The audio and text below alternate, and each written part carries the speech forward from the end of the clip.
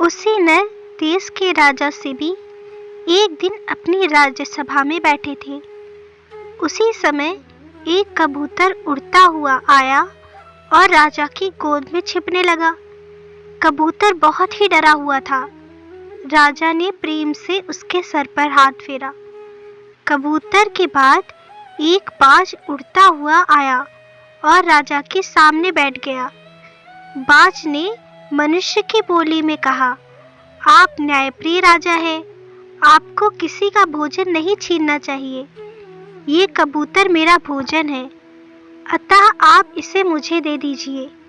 महाराज सिबी ने कहा, तुम मनुष्य की भाषा में बोलते हो, साधारण पक्षी तुम नहीं हो सकते, लेकिन तुम चाहे कोई भी हो, ये कबूतर मेरी शरण में आया है, मैं शरणागत का त्याग नहीं करूंगा। बाज बोला, मैं भूखा हूँ, आप मेरा भोजन छीनकर मेरे प्राण क्यों लेते हैं? राजा सिबी बोले, तुम्हारा काम तो किसी भी मांस से चल सकता है, तो तुम्हें कबूतर की क्या आवश्यकता है? तुम्हें कितना मांस चाहिए? बाज कहने लगा, कबूतर मरे या कोई दूसरा प्राणी, सारी प्रजा आपकी शरण में है, आप उनमें से किसी को मारना ही है, तो इस कबूतर को मारने में क्या दोष है?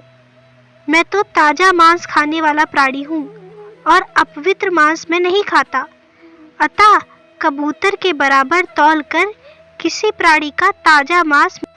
राजा ने विचार किया और बोले, मैं दूसरे किसी प्राणी को नहीं मारूंगा, अपना ही मांस मैं तुमको दूंगा।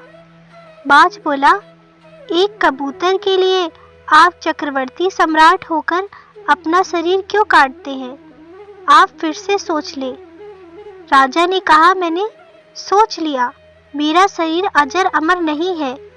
शरण में आए एक प्राणी की रक्षा में शरीर लग जाए, इससे अच्छा शरीर का दूसरा कोई उपयोग नहीं हो सकता। महाराज ने बड़ा सा तराजू मंगाया, एक पलड़े में कबूतर को बैठाया, दूसरे पलड़े में महाराज ने अपने हाथ से काटकर बाई भुजा रख दी। कबूतर का पलड़ा भूमि से उठा नहीं। महाराज सिबी ने अपना पैर काट कर रखा और फिर भी कबूतर भारी रहा, तो दूसरा पैर भी चढ़ा दिया।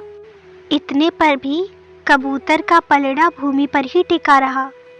महाराज सिबी का शरीर रक्त से लथपथ हो गया, लेकिन उन्हें इसका कोई दुख नहीं था। अब की बार वो स्वयं पलड़े पर बैठ गए और बाज से बोले, तुम मेरी इस देह को खाकर अपनी भूख मिटा लो।